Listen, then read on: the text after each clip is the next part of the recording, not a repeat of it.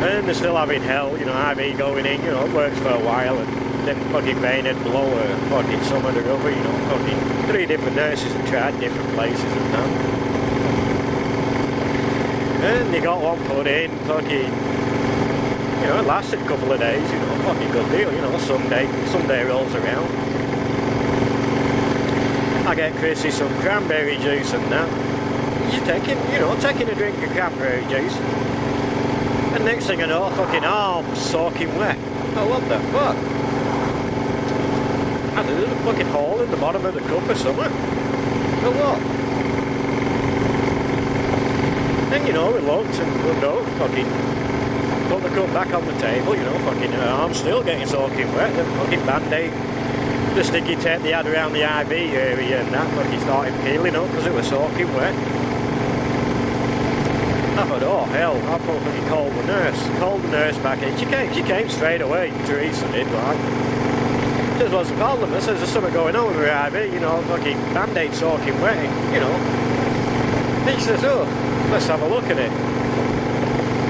And literally, Chrissy moved her arm and that fucking IV just fucking slid straight out. And she says, wow. The needle's not even bent or anything. She says, what the hell? She says, I've never seen this before where an IV just falls out on its own. So she had to call the specialised nurse, come up there, you know, see if they could find a vein. That he could put an IV in. Until, you know, they couldn't find a vein. So they finally got a doctor that had came in, you know, he came up and had a look and he couldn't find any veins, so they ended up putting a temporary fucking IV put in near a collarbone through a vein there. You know, I made a little incision, you know, did it by ultrasound and that, like, you know, slipped a IV in through one of the veins up there near your neck. Good deal, he just fucking stitched it in place and all that. Lot they were able to draw the blood vitals and stuff like that. But god damn, I've never fucking seen anything like that before. But I guess they've got to do what they've got to do. Anyway, it's been a fucking battle for a week whilst you were in there at fucking Barnes Jewish in St. Louis. They had a hell of a job getting the platelet levels up too. Oh me, what the fuck's going on, you know, like giving platelets and then they were, well, what's going on? Fucking, luckily enough, you know, I had to come back for the Monday because I had to go on road for a few days, you know, for work. You know, I've still got to work regardless of the fact. So I left Chrissy Sunday, did me 3 days worth of work, crammed a week's worth of work into 3 days. Got back up there on a Thursday. And the levels were still low, but you know, they were slowly climbing, managed to get them to climb back up. And what it were, because that Gleevec was still in the system, it was just cancelling out everything that they were giving her. You know, it was just, as soon as they give it her, you know, it was just the antibodies and shit like that, it was just knocking it all through like they weren't giving her anything. But as soon as they got that Gleevec, managed to get that Gleevec, I think it took them about 2 weeks to get that chemo Gleevec out of her system that she'd been taking. Her levels started crawling back on her own slowly. Which they were still giving her platelets and blood transfusion and that, you know, a couple of pints of blood every now and again. And platelets and that, you know, and you finally got the numbers coming up. A good deal, we might be out of the fucking woods, you know, so. Then they started doing the bone marrow biopsy or whatever they want to call it, you know, they take samples of the bone marrow for testing and all that, to figure out. Because in Kenya they said the CML leukemia has moved to an accelerated or an advanced stage or something or other, you know. And that's what they were going off originally, because they did a bone marrow biopsy in Kenya. And the doctor there, he didn't like the bone marrow biopsy, so they had another one issued in St. Louis. And they did it, and he found an abnormality. in the bone marrow, but they were going to have to go back, do another bone marrow biopsy, you know, and take a bit more bone marrow to look into it a little bit more and that, because they didn't get enough the first time. So I did that. I went back in and, you know, looked at it some more, and they found, yeah, it had an abnormality, but in the meantime the numbers were still crawling back up faster than expected. You know, if it were an accelerated CML, AL, AML, or whatever they want to call it, or ALL, or fuck, I don't know what the fuck they call it, you know, the numbers wouldn't be coming back that quick. And they were originally thinking, you know, if it was ALL, they'd have to go with the IV chemotherapy and all that lot, but, you know, the numbers were coming back too quick. Anyway, what the hell's going on? Anyway, they did this extensive bone marrow biopsy, looked into it all, and it turns out a CML is still CML leukemia, so nothing's changed there. She's still, you know, be taking her treatment for the rest of her life. You know, it's a suppressant more than anything. It's not moved to an accelerated stage or ALL or anything like that. It's just a plain old simple fact that the Gleevec stopped working, it weren't working anymore. And the oncologist in Kennett that she were going to ignored.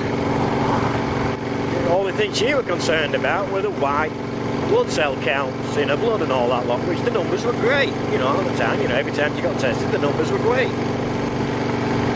But you're ignoring the fact that every other number that they look at in the blood were dropping and dropping and dropping, and got to the point where she basically flatlined on the blood levels, which why she had to go to the hospital and started running the fevers and all that lot. So it pissed me off, because all this could have been avoided fucking 2 months ago, you know. So we told them, you know, we give them all the spiel of what's going on. He says they got a new medication that they're giving her. What it's called, I don't know what it's called. Fucking, it's, you know, she's only been on it 5 days now, but her numbers are fucking blood level, you know, fucking the levels are crawling back up on their own, even though she's taking this medication, which is great, you know. That's what they want. You don't want to be taking the medication and flatlining all the fucking numbers again. So, you know, all the difference now is before, where she had to get blood work done once a month where they can monitor it and all that lot. She now has to get her blood work done once a week. Go to the lab, get blood work taken, send the results off to St. Louis, you know, to the oncologist up there. He'll check them out and advise her what she needs to do, either increase the medication, decrease it, you know, and stays on top of it that way now, which, look, I like the sound of this oncologist looking here. Seems a lot better than the one that we had in fucking Kennett. Okay, I told Chrissy, yeah. And when I were up there Friday, when I got there, you know, we were talking about it. They had to, you know, coming up to releasing her and all that, you know, we had to, it's like, I don't know what it is with hospitals, they wait till the last minute. It's like 4 o'clock on a Friday, you know, you need to call this insurance place, not insurance place, the specialist pharmacy, where they're going to get the chemo medication from, you know, shipped directly to the house, basically, just like the Gleevec was done and all that lot, you know, not a problem. 4 o'clock on a Friday. Oh, fucking great. We managed to get that done in time, you know. Their new medication is either going to be here Monday or Tuesday, UPS, you know, fucking same old bullshit like always, not a problem. And then the doctor came in the room, he says, we need to set you up, seeing you don't want to use that oncologist in Kennett anymore, he says, we need to find you an oncologist to use. Well, the problem is, it's 4:40 on a Friday and everywhere's closed, so, you know, we need to find you an oncologist, but I'll you know, make sure you got an appointment set up. And he says, we ain't using any, I flat out told the doctor, says, I ain't going to be going to the fucking hillbillies that we've got down in the boot hill. Fucking, I'm done playing with them dumb motherfuckers. I says, is the one in St. Louis that we can use? And he says, are you sure you want to drive up to St. Louis once a month, you know, just when you have to come in and see the doctor? I says, I'm fine with that, as long as it's on a Friday. Because I can get in on a Friday, you know, Thursday night, early Friday morning, worst case scenario, you know, turn around and drive up to St. Louis. It's 2.5, 3 hour drive away in the car. Not a problem, you know. It's like, for me, driving over the road fucking 2,800 miles a week, driving to St. Louis is like fucking a regular person driving to the fucking local Walmart, you know. It's nothing to me.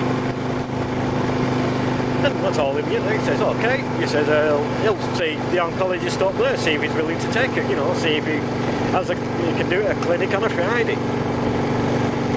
Anyway, about 30 minutes later, you know, a little after 5 o'clock, this oncologist comes into the room. He says, yeah, I'm willing to take you on as a patient, you know. And he says, I told him I sound fine, as long as you know, have clinic, you know, on a Friday. And he says, that's not a problem.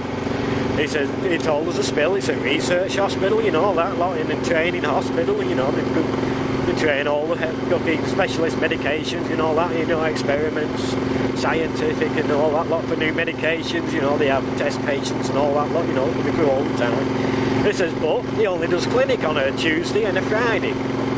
And he says, having you only on an appointment on a Friday is no big deal, you know, because he only has clinic on a Friday.